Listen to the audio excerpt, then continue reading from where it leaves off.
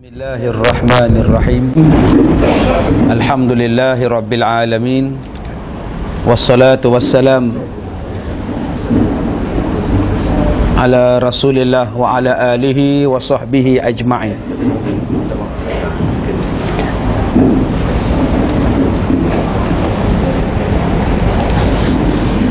Qala Allah Ta'ala fi kitabihil karim. A'udzu billahi minasy syaithanir rajim. يا أيها الذين آمنوا لا تبطلوا صدقاتكم بالمن والأذى. صدق الله العظيم. Terima kasih saudara pengurusi yang saya hormati, tuan-tuan imam dan barisan lembaga masjid, wakil daripada syarikat Nordin Group, tuan-tuan dan puan-puan, pimpinan-pimpinan masyarakat muslimin dan muslimat, mudah-mudahan dirahmati oleh Allah Subhanahu wa taala. Saya ucapkan ribuan terima kasih kepada ahli jawatan kuasa masjid dan syarikat Nordin Group kerana sudi menjemput saya ke majlis ceramah kita pada malam ini, dan ini adalah kali yang kedua saya berceramah di negeri Melaka ni. Ya, kali pertama malam tadi di Jasin. Ini kali yang kedua. Mungkin yang terakhir kot. Ya. Tahun depan dah pencen. Jadi tuan-tuan yang dirahmati Allah, mudah-mudahan kehadiran kita pada malam ini mendapat berkat, keampunan, rahmat, kasih sayang daripada Allah Subhanahu wa taala. Tuan-tuan yang dirahmati Allah, saya nak kata sibuk sangat pun tidaklah. Ya, tapi selalu berjalan berceramah di dalam Malaysia atau di luar negara, dan insya-Allah minggu hadapan saya ada di Thailand, dan hujung bulan ini saya ada di Beijing. Bulan 11, 12 nanti saya ada di Canada untuk berceramah, termasuk di Melbourne insya-Allah pada bulan Disember. Jadi bila saya berjalan di banyak tempat, ya, saya lihat kekuatan umat Islam ni sangat hebat sebenarnya. Tetapi kadang-kadang kekuatan umat Islam itu tidak digembelengkan. Semalam saya sebut tentang kekuatan umat Islam yang kena menjadi kuasa dunia. Ya, yang kita tidak mahu dalam diri kita ini ada penyakit yang dipanggil sebagai penyakit wahan. Bila Rasulullah ditanya apakah penyakit wahan, maka jawab Rasulullah, hubbud dunya wa karahiyatul maut. Cinta kepada dunia dan takut kepada mati. Apabila dua penyakit ini ada dalam diri umat Islam, maka sebab itulah umat Islam di mana-mana sahaja yang berada dalam dunia ini, umat Islam tidak dihormati. Umat Islam ditindas, dibunuh, disembelih. Malah macam-macam bentuk penghinaan yang dibuat dan dilontarkan terhadap umat Islam. Sehinggalah Allah Ta'ala mengatakan bahawa kekuatan umat Islam ini ialah dengan perpaduan itu. Sebab itu disebut kepada kita wa'tasimu bihablillahi jami'a. Orang yang kuat itu ialah orang yang berpegang teguh kepada tali Allah. Tidak menunjukkan bilangan ramai. Kekuatan umat manusia bukan diletak kepada bilangan yang ramai. Kerana Allah berfirman, kam min qalilatin ghalabat fi'atan katsiratan biiznillah wallahu ma'as sabirin. Berapa banyak orang yang sedikit dapat mengalahkan dengan orang yang banyak, dan Allah bersama dengan orang yang sabar. Dalam surah Al-Baqarah ini Allah Ta'ala menyebutkan tentang kisah Talut dengan Jalut. Bagaimana tentera orang Islam yang sedikit tetapi dapat mengalahkan tentera yang banyak, tentera Jalut yang ramai. Jadi bantuan daripada Allah ini bukan dia tengok kepada jumlah. Bantuan daripada Allah itu diletak kepada keimanan kita, ketakwaan kita kepada Allah Subhanahu wa taala. Kerana itu kelebihan orang bertakwa ini disebutkan jelas dalam Quran. Sehingga Nabi ditanya, ya Rasulullah, apakah amalan-amalan yang menyebabkan kita dimasuk syurga? Kata Rasulullah, amalan yang menyebabkan kita masuk syurga dua. Manittaqa wa husnul khuluq. Barang siapa yang bertakwa kepada Allah dan baik perangai. Kemudian Rasulullah ditanya, apakah amalan yang membawakan kita ke dalam neraka? Nabi tunjuk dua benda. Yang pertama kata Nabi, al-famu wal farju. Yang membawakan kita ke dalam neraka itu ada dua. Yang pertama ialah mulut, dan yang kedua adalah kemaluan. Faraj. Jadi 4 benda ini disebut sebagai 2 penyebab yang masuk dalam syurga dan 2 penyebab yang masuk neraka. Yang pertamanya yang membawa kepada syurga 2. Yang pertama ialah orang yang bertakwa kepada Allah. Disebutkan berkali-kali dalam khutbah Jumaat, khutbah raya, khutbah nikah tentang ittaqullah, ittaqullah. Bertakwalah kamu kepada Allah. Selalu kita faham bertakwa kepada Allah ni takut. Takut itu cuma maksud yang kecil daripada makna takwa. Dalam takwa itu ada lagi banyak maksud-maksud yang lain. Tetapi orang kita hanya disebut tentang takwa itu hanya takut pada Allah. Hamka dalam kitab dia Tafsir Al-Azhar bila membicarakan ayat zalikal kitab la raiba fi hudal lil muttaqin. Inilah sebuah kitab yang tidak ada keraguan di dalamnya, petunjuk bagi orang yang bertakwa. Hamka mengatakan bahawa orang yang bertakwa itu bukan setakat takut kepada Allah. Takwa itu maknanya sayang pada Allah. Bukan setakat takut, sayang pada Allah. Bila sebut sayang pada Allah, kita takkan mahu tengok Allah itu dihina. Kita takkan mahu tengok Allah itu dicerca. Itu makna sayang pada Allah. Sebab itu bila saya sebut dalam YouTube bahawa saya tidak setuju orang bukan Islam menggunakan kalimah Allah, saya sebut dalam CD, saya sebut dalam televisyen, saya sebut dalam ceramah di radio, saya sebut, dan saya sangat konsisten bahawa orang lain yang tidak beragama dengan agama Islam tidak boleh mengatakan bahawa Tuhan dia yang dia sembah, yang dia kata patung itu adalah Allah. Penggunaan kalimah Allah itu tak kena pada mereka. Bila saya cakap macam itu, orang pertikaikan saya. Mereka membacakan ayat Quran. Walain sa'altahum man khalaqas samawati wal ard la yaqulunna Allah. Kalau kamu bertanya kepada mereka, yakni orang-orang kafir, siapakah yang menciptakan langit dan bumi? Orang kafir akan menjawab Allah. Mereka hanya baca sampai ayat itu. Mereka tidak membaca keseluruhan ayat sampai hujung ayat. Fa anna tu'fakun. Kalau kamu mengatakan bahawa Allah menciptakan langit dan bumi, kamu mengaku, kenapa kamu berpaling daripada menyembah Allah? Allah tanya pada orang kafir, kalau kamu kata Allah menciptakan langit dan bumi, kenapa kamu tidak ambil Allah sebagai Tuhan? Kenapa ambil batu? Kenapa ambil patung sebagai Tuhan? Menunjukkan bahawa mereka tidak mahu beriman kepada Allah. Sebab inilah tuan-tuan, Allah Ta'ala sebut kepada kita di dalam Al-Quran tentang memakmurkan masjid. Ma kana ya'muru masajid Allah. Ambil pada ayat itu. Ma kana lil musyrikina an ya'muru masajid Allah.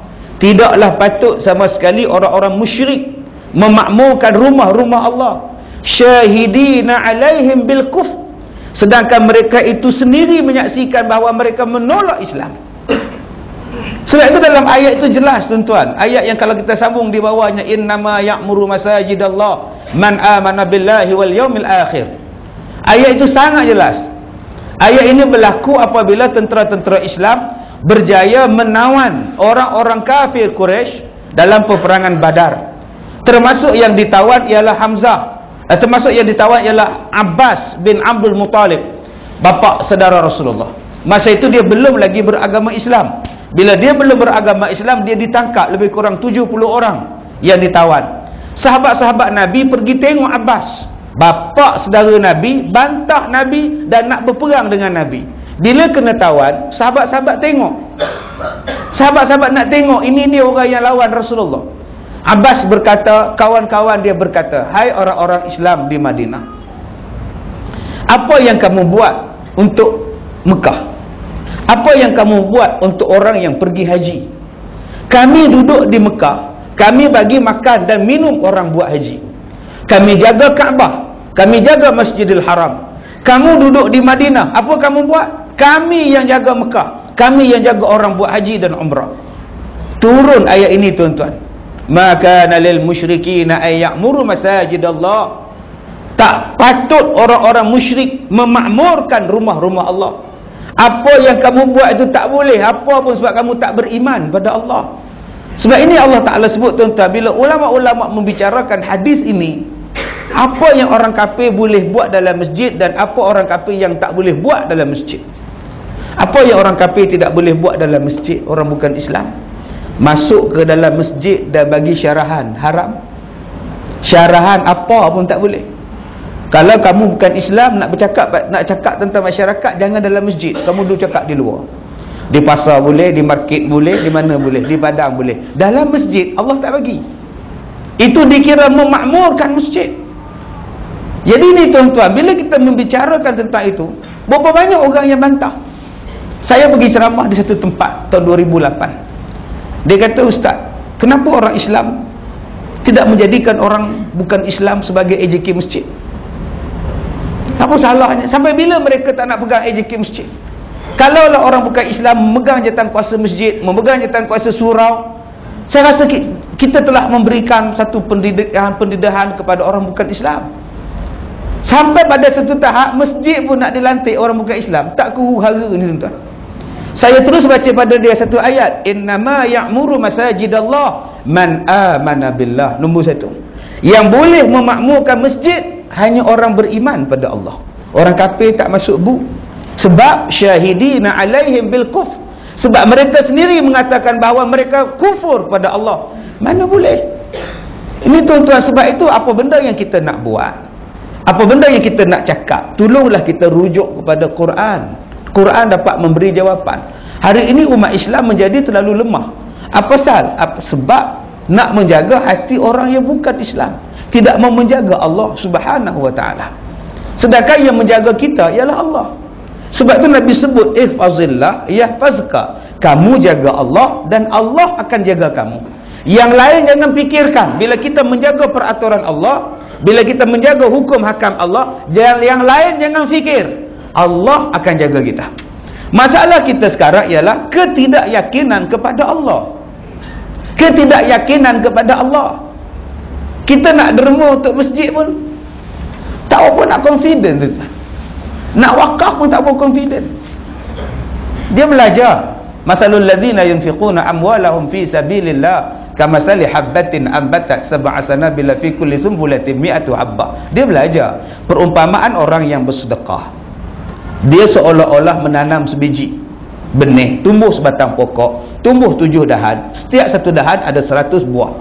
Dia belajar dalam Isra' dan Mi'raj. Setiap tahun dia dengar bagaimana orang yang menanam, hari ini tanam, hari ini tumbuh, hari ini berbuah, dan hari ini boleh makan hasil dia.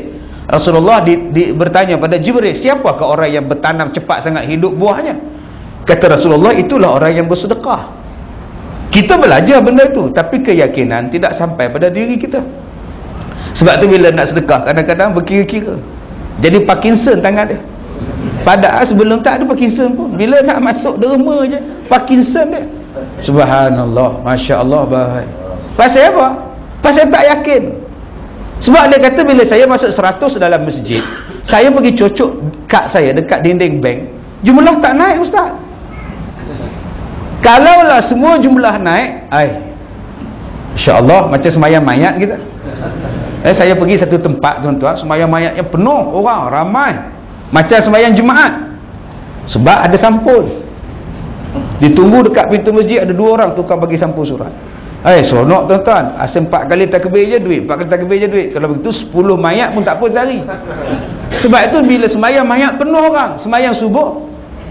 Saya pergi semayang maghrib, saya ada satu ceramah di sekolah tumpang, semayang di masjid, 10 orang semayang maghrib. Bayangkan tuan-tuan, maghrib 10 orang, kalau subuh tak 100. Bayangkan. Kalau maghrib 500, insya-Allah subuh 200. Tapi kalau maghrib sahaja 10 orang, saya rasa tak meningkat pada 50. Saya takut tuan-tuan tengok hari ni. Sebab apa? Sebab ketidakyakinan kepada Allah, lebih yakin kepada harta benda. Ini yang kata-kata dia, hubbud dunia, cinta kepada dunia. Bila cinta kepada dunia, dia nampak ekonomi orang bukan Islam pegang, kekuasaan orang bukan Islam pegang. Sebab itu umat Islam tidak mau memegang kepada tali Allah. Dia lebih nak memegang siapa yang memberi wang, siapa yang menguasai dunia. Maka sebab itulah kelemahan-kelemahan berada di mana-mana. Macam kita tunjuk perasaan kerana membantah filem yang menghina Rasulullah. Bagus tunjuk perasaan. Tunjuk perasaan tuan-tuan, seluruh dunia. Tapi sekarang di mana perasaan yang ditunjuk itu? Dah sunyi dan sepi, gelap dan gelita. Habislah tunjuk perasaan, dah habis. Syria pun dah senyap dengan gaduhnya. Sekarang gaduh. Libya pun dah diam, Yaman pun dah diam, Mesir pun dah tak tunjuk perasaan lagi dah, Malaysia pun tak tunjuk perasaan lagi dah. Bukan salah tunjuk perasaan, silakan. Tetapi bila tunjuk perasaan, yang tunjuk perasaan orang Islam, pasukan keselamatan pun orang Islam, dua-dua bergaduh. Yang buat filem di Amerika, tepuk tangan. Umat Islam sama-sama umat Islam bergaduh. Tidak ke mana pun tuan-tuan. Sekarang sunyi dan sepi. Kenapa umat Islam tidak menggunakan kekuatan umat Islam yang ada sekarang? Kekuatan kita apa? Kekuatan ekonomi. Umat Islam siapa cakap tidak ada duit? Yang pergi haji sekarang membelanjakan tuan-tuan di jemaah haji sekarang ni, membelanjakan setiap tahun 60 bilion. 60 bilion saja tuan-tuan. Bayangkan 60 bilion buat haji seluruh dunia untuk tempoh 40 hari. 60 bilion perbelanjaan, beli korma, beli jubah, beli tasbih. Kaya tu tuan-tuan. 60 bilion. 60 bilion kita boleh buat universiti berapa buah. 60 bilion kita boleh buat penyelidikan R&D, berapa banyak penyelidikan kita boleh buat. 60 bilion kita boleh buat kekuatan ekonomi umat Islam, berapa banyak boleh buat. Sebab itu umat Islam dia ada minyak. Tetapi sayang, minyak yang dia ada, dia tetap jual pada kuasa-kuasa barat. Kalaulah ada kuasa barat yang menghina Islam, kalaulah ada kuasa barat yang mempertikaikan Rasulullah, umat Islam hanya perlu stop jual minyak. Habis tuan-tuan. Lingkup Amerika, Britain lingkup, Perancis lingkup, Israel lingkup, minyak saja. Inilah kekuatan yang kena ada. Sebab itu tuan-tuan, setiap satu ibadat dia ada maqasid syariah. Sesuatu ibadat, setiap satu ibadat dia ada maqasid. Setiap satu ibadat dia ada maksud. Apa maksud solat? Maksud solat itu ialah tanha anil fahsya'i wal munkar, mencegah kemungkaran, mencegah kefahsyakan. Nak bagi jadi orang baik, kena bagi semayang. Nak bagi orang baik, kena semayang. Nak jadi suami baik, kena semayang. Nak bawa keluarga yang baik, kena pilih suami yang semayang, isteri yang semayang. InsyaAllah baiklah. Kita sekarang tak ambil yang semayang. Kita tengok ada sokso tak? Engkau minang anak aku, engkau gaji engkau berapa? Itu soalan pertama yang kita tanya. Ini kereta engkau tu kereta sendiri ke sewa? Kalau datang Minang naik on the cup tuan-tuan, tobatlah home, gelap masa depan. Tambah pula habis-habis Minang, motor tak start. Udah nak tercabut kaki, tak boleh hidup. Itu lagi gelap masa depan. Yang kita lihat ialah kebendaan terlebih dahulu. Hubbud dunia. Kita tak lihat keagamaan terlebih dahulu. Yang ini yang jadi banyak masalah. Sembahyang itu nak mencegah mungkar. Cuba tengok orang-orang yang buat jahat. Saya tiap-tiap hari tuan-tuan, sejak saya tukar nombor telefon ni, saya rasa aman sangat. Rasa tidur pun senang, tidur dalam kereta pun senang, saya duduk pun senang. Sebab tidak ada lagi panggilan-panggilan telefon. Saya dah tak larat tuan-tuan jawab panggilan telefon. Dah tak larat. SMS pun saya tak jawab. Sebab tu saya tukar nombor. Saya pun dah tak jawab soal jawab dalam internet, dalam Facebook. Saya tak jawab. Saya tengok yang hantar soalannya 1 juta. 1 juta. Yang jawab saya seorang. Mana boleh mampu tuan-tuan. Sehari 300-400 soalan. Saya tak jawab lah. Lantak kamu lah. Nak jawab bagi kuliah kita jawab. Saya tak larat tuan-tuan. 1 juta orang. Saya tutup lah. Tanyalah ustaz tu, saya tak mau dah. Saya tak larat. Tuan-tuan tanya-tanyalah. Siapa jawab? Hantu lah tuan-tuan. Saya dah tak mampu nak jawab. Terlalu banyak. Bila saya buat kem cuti sekolah tuan-tuan, bila kem cuti sekolah ni, kita boleh tengok macam-macam kes yang datang jumpa pada saya, yang bawa, yang telefon, yang SMS, yang email. Saya akan tanya balik, semayang ataupun tidak. Majoriti jawab semayang tak cukup. Majoriti jawab semayang main-main. Ada yang jawab anak saya tak semayang, suami saya tak semayang, isteri tak semayang. Sedangkan maqasid syariah semayang itu ialah untuk jadi kita baik. Bila anak tak semayang, bila suami tak semayang, bila masyarakat tak semayang, jangan harap masyarakat, anak, suami jadi baik. Sebab itu solat kena ajak, kena buat supaya masyarakat jadi hebat. Dan solat inilah lambang perpaduan. Bila solat sendiri berpecah, macam mana masyarakat nak bersatu? Ada orang yang tak semayang di masjid, dia semayang tempat lain.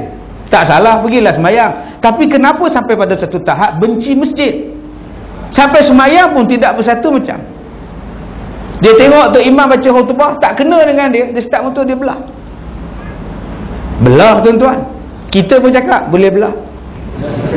Subhanallah. Sampai tahap macam itu. Kalau dah macam itu, subhanallah. Dia lupa yang Abu Hurairah semayang di belakang orang yang sangat zalim, Hajjaj Yusuf As-Saqafi.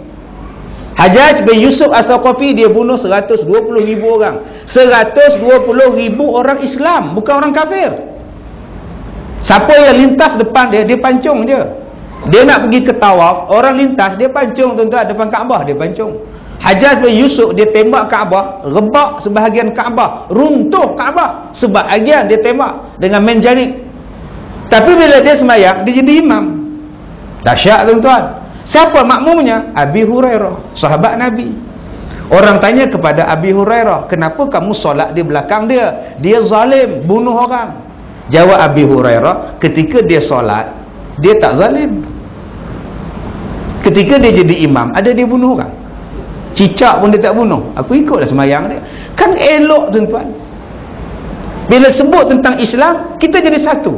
Bila sebut tentang Islam, kita jadi satu. Masalah kita hari ini ialah umat Islam tidak mahu bersatu. Sehingga orang menghina Rasulullah pun kita tidak mahu bersatu. Ada orang Islam yang mengatakan bahawa, ada orang bukan Islam mengatakan bahawa tunjuk perasaan, mempertikaikan orang yang menghina Rasulullah, mempertahankan Rasulullah adalah membuang masa dan tenaga. Dia lupa umat Islam demi Rasulullah membuang nyawa pun umat Islam sanggup. Ini jangan main-main dengan umat Islam. Tapi ada umat Islam yang menjawab bila kita marah orang ni. Dia jawab bahawa itu hak dia untuk mengatakan, itu hak peribadi dia untuk menghina atau mengatakan sesuatu. Umat Islam pada satu tahap dah hilang sensitifnya tuan-tuan. Wala yaqzifanallahu fi qulubikumul wahna. Inilah yang Allah, yang Rasulullah sebut. Telah dicampak perasaan gerun orang bukan Islam daripada hati umat Islam, dan umat Islam sendiri pun sudah ada penyakit ini, hubbud dunia, cinta pada dunia. Ni kalau aku marah dia, kalau aku bantah dia, apa akan jadi pada aku? Perjuangan aku macam mana? Maka akhirnya umat Islam diam demi nak menjaga kepentingan, cita-cita dan sebagainya. Tidak meletakkan cita-cita Islam, mempertahankan Islam itu berada pada tahapnya. Maqasid syar'i untuk puasa, apa dia? La'allakum tuflihun, la'allakum tattaqun. Mudah-mudahan kamu jadi orang yang bertakwa. Itu tujuan puasa. Mudah-mudahan jadi orang bertakwa. Maqasid syar'i untuk haji apa? Liyashhadu manafi'a lahum, supaya kamu menyaksikan apa-apa yang bermanfaat pada kamu. Tujuan kita pergi buat haji itu, Allah kata dalam Quran, supaya kamu boleh ambil manfaat daripada haji. Masya Allah tuan-tuan, 5 hingga 7 juta umat Islam berkumpul serentak. Tak ada gaduh, tak ada perang, tak ada memasang muka elok belaka, tak ada roboh pun Kaabah tu berebut, elok je pusing tawaf. Tak ada tuan-tuan, elok-elok je. Melainkan dululah kena rempuh pasal nak melontar. Sekarang tuan-tuan elok je. Bayangkan 7 juta, seorang orang bukan Islam pun tak ada. Seorang bukan Islam tak ada, semua tak ada, semua orang Islam. Walaupun seorang tak ada. Semuanya, semua barangan Islam, daripada kepiah sampai ke kasut, semua Islam. Walaupun made in China, songkok kita, ketayap kita, China tu pun orang Islam buat. Tuan-tuan jangan cakap ini made in China ni orang Cina buat. Tak, orang Cina Islam buat tuan-tuan. Jubah kita ni yang beli dafah ke, yang beli apa ke benda ke, asil ke, itu semua orang Islam buat. Walaupun made in China, seluruh barang adalah barang-barang Islam. Kalau umat Islam boleh bersatu begitu, kenapa bila balik ke Malaysia tidak bersatu? Lupakah kita kepada Al-Quran? Allah Ta'ala sebut kepada kita, allazina ashaddan nas, orang yang sangat benci kepada kamu. Orang yang beriman lagi, orang yang beriman ni yang paling benci kepada orang yang beriman dua, kata Allah. Al-Yahud wal-lazina asyraku. Yang sangat benci kepada umat Islam dua orang, dua puak. Pertama Yahudi, dan yang kedua orang-orang yang menyembah berhala. Orang-orang yang menyembah berhala adalah orang yang sangat benci kepada umat Islam. Kalaulah kita faham ayat ni tuan-tuan, nescaya kita akan memilih umat Islam sesama umat Islam sebagai kawan dia. Sebab terang-terang Allah Ta'ala telah menyebutkan dalam Quran, yang benci sangat-sangat pada orang Islam dua, Yahudi dan orang yang menyembah berhala. Yang menyembah berhala dan Yahudi, baik macam mana pun dia sangat benci pada kamu. Masya Allah. Kalau kita faham daripada ayat Quran ni tuan-tuan, kita tak akan memilih orang lain untuk menjadi sahabat kita melainkan orang Islam juga. Sebab mereka beriman pada Allah, mereka tunduk dan sujud patuh pada Allah. Jadi tuan-tuan, inilah lambang kekuatan umat Islam. Bila saya pergi ke Australia, umat Islam hebat. Hebat tuan-tuan. Saya tak gaduh nak makan. Di Perth tak gaduh kita nak makan. Berlambak restoran Islam yang sediakan makanan Islam banyak, yang sembelih ayam, yang sembelih lembu mengikut syariat orang Islam kita. Rupa-rupanya tuan-tuan, umat Islam ni bila dah terdesak baru nak bersatu rupa dia. Saya pergi ke Singapura, orang Singapura hebat-hebat tuan-tuan orang kita. Nak buat ceramah ni dalam masjid macam ni tak boleh buat, kena buat dekat stadium baru muat. Kalau buat ceramah dalam masjid macam ni tak muat tuan-tuan, kena buat di stadium. Tak boleh nak buat dalam masjid. Kalau buat macam ini, Allahu Akbar, boleh buat di keempat lapis, semuanya penuh dengan orang. Umat Islam tuan-tuan hebat sebenarnya. Takkan kita nak ditindas, takkan kita nak dihenyak, takkan kita nak ditekan baru kita nak bersatu. Adakah kita nak menunggu bangsa kita tertekan baru kita nak bersatu? Jangan tuan-tuan. Sebab itu saya berkali-kali saya sebut pada tuan-tuan tentang nikmat yang selalu kita lupa. Ada dua nikmat yang selalu kita lupa. Pertamanya ialah nikmat as-sihah, nikmat sihat. Yang keduanya ialah nikmat wal faragh, nikmat lapang masa.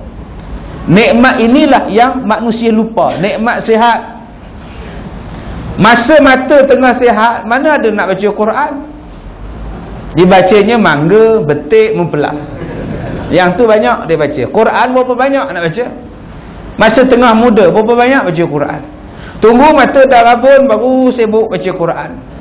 Datang ke masjid nak baca Quran, nak baca Yasin, gagal-gagal dalam beg, Allah, mata tertinggal di rumah, kata dia.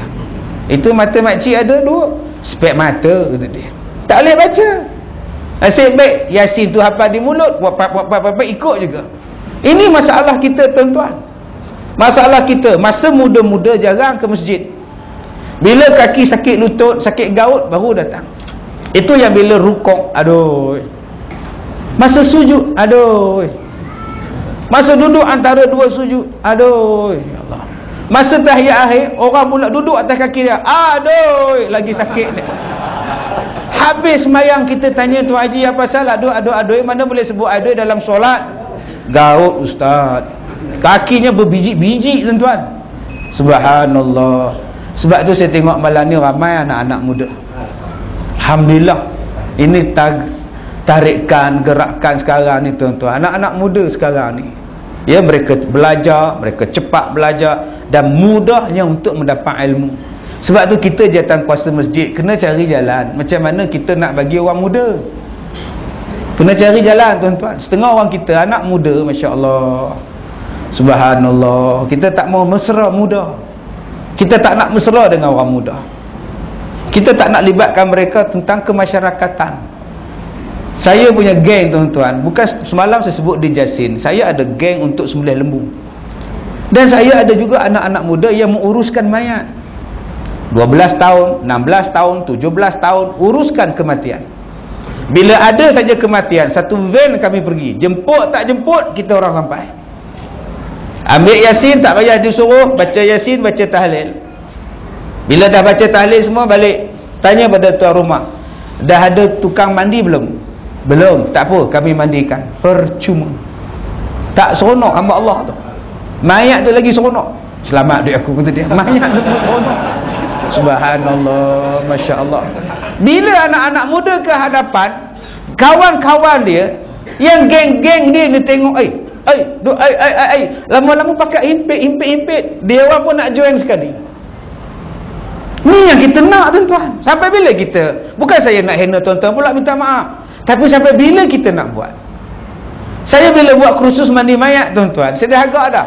Yang datang kursus itu ialah yang dah nak jadi mayat. Allahu Akbar. Tangan tak larat, mata tak nampak, lutut sakit. Kita nak mereka ini ke hadapan. Bila mereka ke hadapan, dia akan tarik orang yang muda-muda untuk terus buat. Sebenarnya mandi mayat adalah benda yang paling senang. Kita nak mandikan cucu kita lagi susah. Oh, cucu kita, ya Allah Ustaz, bila kita pegang licin dengan sabun, dia nak main tepuk dengan air licin Ustaz, geram budak ni. Mandi mayat mana ada macam itu? Mayat diam, tolak dia ikut, tarik dia ikut, kita buka dia ikut, tekam dia ikut. Ada pernah mayat bantah? Apa tolak-tolak ni? Mana ada mayat cakap ni? Silat-silat hari belah lari tukar mandi mayat. Jadi tuan-tuan, kita kena gambarkan bahawa Islam ini adalah mudah. Islam adalah sangat mudah. Jangan gambarkan Islam ni susah. Saya pergi tengok orang mandi mayat, saya diam, saya tengok. Saya tengok tukang mandi mayat tu potong kain kapan. Dia potong halus-halus, rupanya nak buat tempat korek telinga. Digulung tak sebelah. Mukanya serius. Saya pun takut nak tegur. Kemudian dia potong part segi lagi, dia jahit, rupanya sarung tangan. Berapa sikit punya banyak masa, tuan-tuan. Lebih baik dia pergi dekat kedai, dia beli sarung tangan getah. Dia beli itu putik kapas, semua dah jual. Pasal apa nak jahit? Akhirnya budak-budak kata, tak berani aku. So, begitulah mudahnya Islam. Cuba kita gambarkan